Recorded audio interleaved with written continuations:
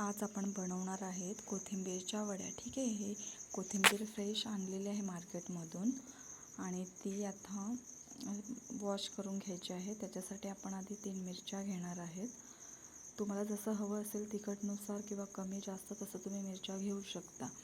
आणि मिरच्यांसोबत नंतर आपल्याला अद्रक पण घ्यायचं आहे, 2 तुकडे. तुम्ही तुमच्या अंदाजानुसार घेऊ शकता आणि हे सगळं चांगलं वॉश करून घ्यायचं आहे.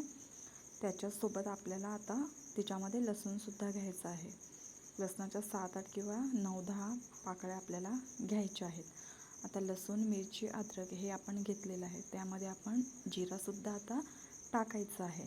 जिरा टाकलं तर थोडं टेस्ट छान लागते. हे तिन्ही पण एकत्र टाकायचं आहे आणि अजून मी थोडासा त्याच्यामध्ये जिरा ॲड केलेला आहे. आणि त्याच्यानंतर हे पूर्ण खलबत्त्यामध्ये पूर्ण वाटून घ्यायचं आहे आणि एकदम असं थोडंसं ओबडधोबड ठेवायचं आहे. आपल्याला ते. आणि त्याच्यानंतर आपण कोथिंबीर घेतलेली आहे वॉश करून चांगली, ती अशी बारीक बारीक कट करून घ्यायची आहे. अजून तुम्हाला जास्त जशी बारीक पाहिजे असेल तशी तुम्ही अजून ती छानपैकी असे कट करून घेऊ शकतात.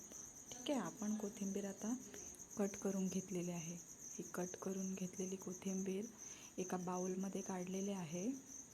व्यवस्थित वॉश केलेले आहे आणि कट करून घेतले. तर त्याच्यामध्ये पाणी वगैरे ॲड करायचे, आपल्याला जास्त पाणी टाकायची गरज नाही आहे. आता आपण त्याच्यामध्ये 1 वाटी तांदळाचं पीठ टाकणार आहेत. 1 पेक्षा थोडं कमी घेतलं तरी चालेल. आणि त्याच्यानंतर आपण ह्याच्यामध्ये बेसन ॲड करायचं आहे. इथे मी बेसन 2 वाट्या ॲड केलेलं आहे.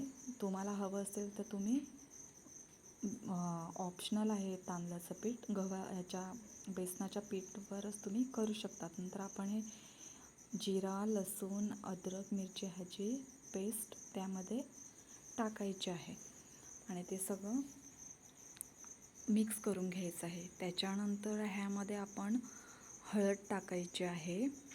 हळद टाकले की थोडंसं आपण पुन्हा अजून त्याच्यामध्ये तिखट टाकायचं आहे. ते तुम्हाला जसं आवडेल तसं कमी जास्त तिखट त्याच्यामध्ये टाकू शकतात. त्यानंतर धण्याची पावडर टाकायची आहे आणि नंतर थोडंसं चवीनुसार मीठ टाकायचं आहे. जसं तुम्हाला ॲडजस्ट होईल कमी जास्त तसं. नंतर याच्यामध्ये ऑलरेडी वॉश केलेलं आहे तर पाणी असतं, तर पाणी एकदम ह्या सर्वामध्ये एकदम थोडंसंच मिक्स करायचं आहे. पाणी जास्त पाणी आपल्याला टाकायचं नाही आहे. त्याच्यानंतर हे सगळं मिक्स करून घ्यायचं आहे व्यवस्थित, एकजीव हे सगळं करायचं आहे. थोडंच असं मिक्स करायचं. जसं मिक्स करत आहात तसं पाणी टाकू नका. तुम्हाला जर वाटलं की हे जास्तच कोरडं असं बॅटर आहे तर तुम्ही नंतर पुन्हा थोडंसं पाणी त्याच्यामध्ये ॲड करू शकतात. हे व्यवस्थित मिक्स केलेलं आहे मी आता. एकत्र सगळं झालेलं आहे. जास्त आपल्याला घट्ट पण नाही करायचं आहे आणि जास्त पातळ पण नाही करायचं आहे. ठीक आहे, हे आता झाल्याचं मिश्रण. त्याच्यानंतर एक पातेलीमध्ये आपल्याला पाणी घ्यायचं आहे. त्याच्यानंतर त्याच्यावर प्लेट ठेवायची आहे आणि प्लेट ठेवल्याच्यानंतर ते थोडे ॲडजस्ट करायचे आहे. आणि हे आपण जे मिक्स केलेलं जे मिश्रण आहे ते पूर्ण आपण ह्याच्यावर व्यवस्थित पसरवायचं आहे.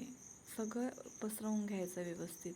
हलक्या हातानेच ते आपल्याला जसं होईल तसं मिक्स करून घ्यायचं आहे. असं थोडंफार ते मिक्स करायचं आहे. सगळंच व्यवस्थित बघायचं, कडांनी वगैरे व्यवस्थित सगळं मिक्स करून जायचं. हे सर्व असं प्लेटला लावून झालं की नंतर गॅस चालू करायचा आहे आणि त्याच्यानंतर हे गॅसवर पातेलं ठेवायचं आणि नंतर ते झाकून ठेवायचं. हे तुम्ही झाकण ठेवलं ह्याला जास्त वेळ नाही लागत आहे. ते 20-25 मिनिटमध्ये शिजून जातात. नंतर झाकण काढायचं आहे आणि बघायचं आहे, समजतं लगेच बघूनच शिजले असं. त्याच्यानंतर हे असे बारीक बारीक काप करायचे आहेत आणि ते मंद आचेवर कुरकुरीत असे ते फ्राय करून घ्यायचे तव्यावरती.